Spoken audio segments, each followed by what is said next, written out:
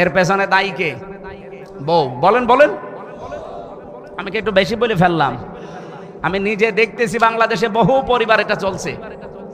সম্মানিত মা বোনেরা, এই জায়গায় একটু উদার হবেন। কয়দিন থাকবেন দুনিয়ায়? আপনার কারণে যদি এর আপন মা আপন বাবা নারাজ হয়ে যায়, আল্লাহর আরশ পর্যন্ত নারাজ হয়ে যাবে।